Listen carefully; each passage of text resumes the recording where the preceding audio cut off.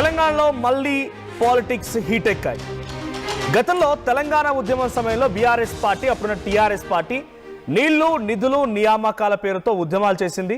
ఆ తర్వాత తెలంగాణ రాష్ట్రం వచ్చిన తర్వాత అన్ని రకాలుగా అన్ని రంగాల్లో మేము ముందుకు వెళ్ళామనే రకంగా చెప్పుకొచ్చింది.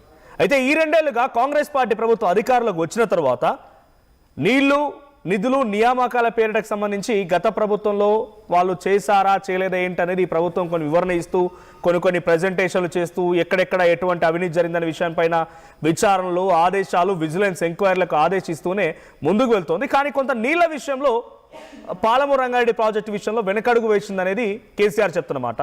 ఏకంగా తోలు తీస్తా, ప్రజా ఉద్యమంలోకి వచ్చిన నా అంతేంటో చూపిస్తా అన్నట్టుగా కేసీఆర్ మాట్లాడుతున్నారు. సో దానికి కౌంటర్గా నిన్న మహబూబ్ నగర్లో నుంచి రేవంత్ రెడ్డి కూడా కొంత కౌంటర్ చేసే ప్రయత్నం చేసినప్పటికీ సో 29 అసెంబ్లీ సమావేశాలు ఉన్నాయి. 29 నుంచి అసెంబ్లీ సమావేశాల్లో కేసీఆర్ పాల్గొనబోతున్నారు, కేసీఆర్ హాజరవుతారు. సో పాలమూరు రంగారెడ్డికి సంబంధించిన ప్రాజెక్టు విషయం పైన పవర్ పాయింట్ ప్రెజెంటేషన్ కూడా ఆయన చేయబోతున్నారు. ఇది బీఆర్ఎస్ పార్టీ వైపు నుంచి వినిపిస్తున్నమాట. అయితే కాంగ్రెస్ పార్టీ ఇప్పుడు ఆయన పవర్ పాయింట్ ప్రెజెంటేషన్కి అవకాశం ఇస్తుందా? నిజంగానే కేసీఆర్ వస్తాడా? ఒకవేళ కాంగ్రెస్ పార్టీ కేసీఆర్ వస్తే ఈ పవర్ పాయింట్ ప్రెజెంటేషన్ పక్కన పెడితే కాళేశ్వరం పైన చీల్చెండే అవకాశం ఉంది. ఆ తర్వాత ఫోన్ ట్యాపింగ్ ఇష్యూ పైన, గత ప్రభుత్వంలో అప్పుల పైన,